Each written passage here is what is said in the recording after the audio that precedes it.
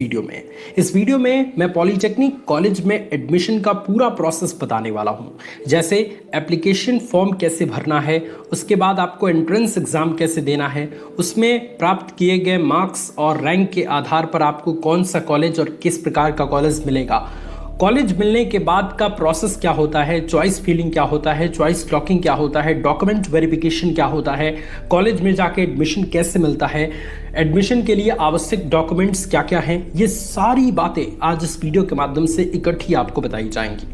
अगर आप पॉलीटेक्निक के स्टूडेंट हैं, इस बार फॉर्म अप्लाई कर चुके हैं या एग्जाम दे चुके हैं या एडमिशन कराने वाले हैं, तो इस वीडियो को लास्ट तक जरूर देखिएगा, क्योंकि मात्र 5 से 10 मिनट की इस वीडियो के माध्यम से आपका पूरा कंफ्यूजन क्लियर होने वाला है। स्टार्ट करते हैं यहां से।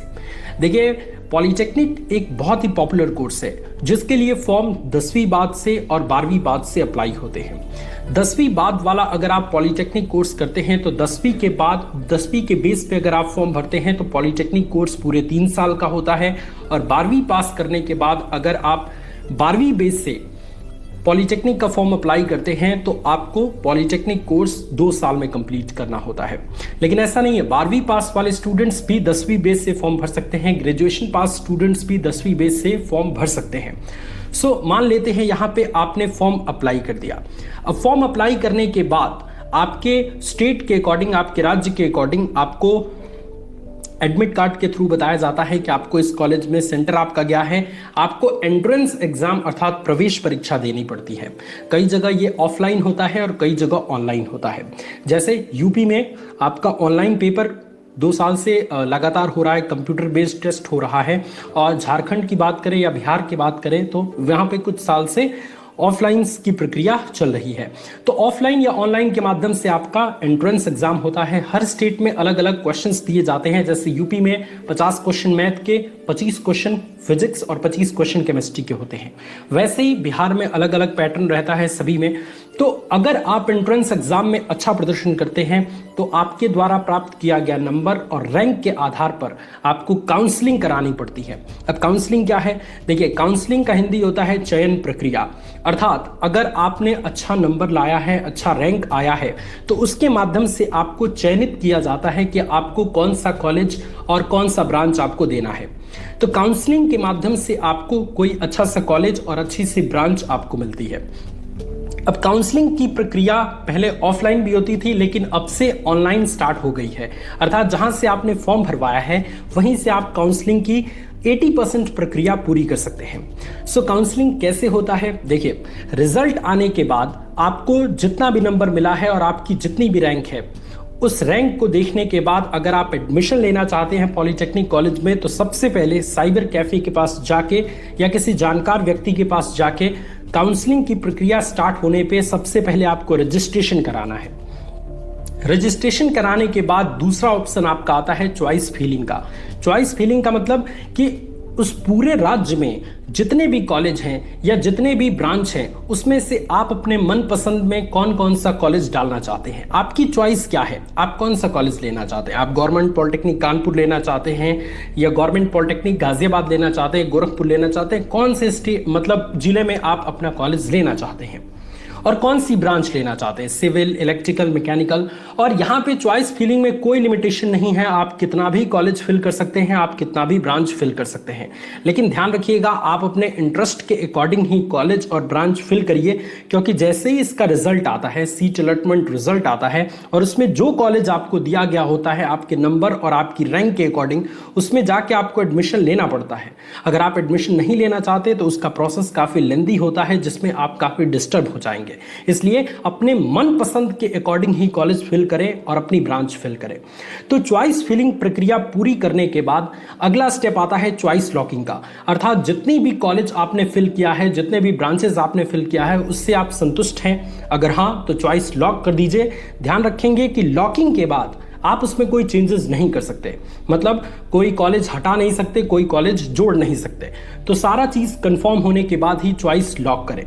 चॉइस लॉक करने के कुछ ही दिन बाद, 1 से 2 दिन बाद, आपको allotment result, seat allotment result आता है, जिस रिजल्ट में आपको बताया जाता है कि आपको कॉलेज मिला है या नहीं मिला है।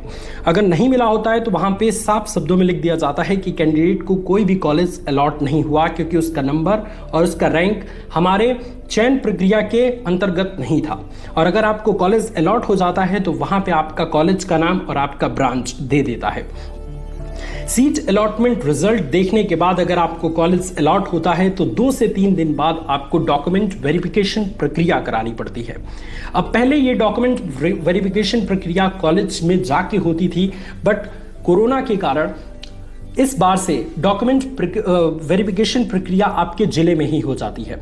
तो इस बार देखना होगा कि आपके जिले में होगी या आपको जो कॉलेज अलॉट हुआ है वहां पे होगी, वो आपको वेबसाइट के माध्यम से बता दिया जाएगा। तो डॉक्यूमेंट वेरिफिकेशन प्रक्रिया के लिए आपके पास कुछ आवश्यक डॉक्यूमेंट्स होने चाहिए।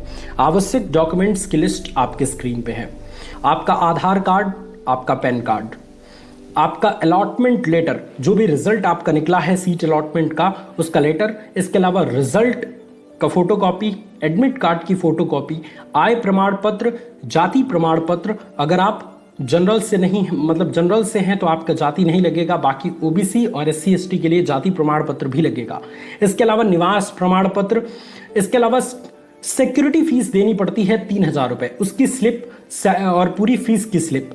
इसके अलावा medical certificate, character certificate, 10th और 12th की सर्टिफिकेट और एफिडेविट। तो एफिडेविट आपको कॉलेज से मिल जाएगा। तो इतने डॉक्यूमेंट्स आपके पास होने चाहिए, फिर आप सेंटर में जाके डॉक्यूमेंट वेरिफिकेशन प्रक्रिया पूरी कर सकते हैं। डॉक्यूमेंट वेरिफिकेशन प्रक्रिया पूरी करने के 1 से 2 दिन बाद आपको आपके अलॉट किए गए कॉलेज में जाके एडमिशन प्रक्रिया पूरी करनी पड़ती है। एडमिशन प्रक्रिया पूरी करने के बाद आपको उसी टाइम इन्फॉर्म किया जाता है कि इतने तारीख से कॉलेज खुल रहा है, आप अपना सारा व्यवस्था कर लीजिए। अगर आप हॉस्टल लेना चाहते हैं तो कॉलेज में ही हॉस्टल का फॉर्म ले लीजिए और हॉस्टल का फॉर्म भर के और जमा कर दीजिए। हॉस्टल आपको कुछ इस बेसिस पे अलॉट होता है कि आपके कॉलेज से आपके घर की डिस्टेंस कितनी ज़्यादा है, आपका रैंक कितना आया है। अगर आपका रैंक काफ़ी अच्छा है और डिस्टेंस भी काफ़ी ज़्यादा है, मान लीजिए 500 किलोमीटर से ज़्यादा दूर है आपका घर आपके कॉलेज से, तो इस स्थिति में आपको हॉस्टल भी अलॉट हो जाता है, वरना आपको कहीं बाहर रूम लेके रहना पड़ता है। ठीक है, दोनों विकल्प काफ़ी अच्छे हैं, तो आप इसमें भी ट्राई कर सकते हैं। और अध्यापकों द्वारा बताए गए डेट के अनुसार आपको कॉलेज में उपस्थित होना है और उस दिन से अपनी पूरी पॉलिटेक्निक की पढ़ाई शुरू कर देनी है। और मन लगा के 2 साल की पढ़ाई या 3 साल की पढ़ाई करने के बाद आप एक जूनियर इंजीनियर कहे जाएंगे। अगर आपने 10वीं बेस से पॉलिटेक्निक का फॉर्म भरा है तो आपको 3 साल की पढ़ाई करनी पड़ेगी। अगर आपको 12वीं बाद से एडमिशन मिला है तो आपको 2 साल की पढ़ाई करनी पड़ेगी। तो ये पूरा का पूरा एडमिशन प्रोसेस है, जिसको मैंने पूरी डिटेल से, पूरी शिद्दत के साथ आपसे डिस्कस किया। अगर आपको ये वीडियो पसंद आया, हेल्पफुल लगा ये वीडियो और सारी जानकारी बिल्कुल सटीक तरीके से मिल गई, तो आप इस वीडियो को लाइक करके हमें बताइएगा। जितने लाइक होंगे मैं समझूंगा कि उतना ही अच्छे से आपको समझ आया है। Thank you so much students for watching this video. अगर ये वीडियो आपको हेल्पफुल लगा तो अपने सभी दोस्तों में शेयर करिए जो पॉलिटेक्निक का एंट्रेंस एग्जाम दे चुके हैं और एडमिशन लेने वाले हैं, और साथ ही साथ चैनल को सब्सक्राइब कर दीजिए। और अगर आप चाहते हैं कि आपके करियर की राह में आपका सबसे बड़ा दोस्त, आपका सबसे बड़ा साथी एग्जाम वाला भैया हो, तो चैनल को सब्सक्राइब करके हमें सपोर्ट ज़रूर करिए, क्योंकि आगे बहुत सारी वीडियोज़ आपको मिलेंगी कि जेई कैसे बने, आपकी ब्रांच का स्कोप क्या है, पॉलिटेक्निक का स्कोप क्या है, पॉलिटेक्निक करने के फायदे क्या है, पॉलिटेक्निक करने के बाद आप कौन कौन से गवर्नमेंट जॉब की तैयारी कर सकते हैं, ये सारी चीजें मिलेंगी।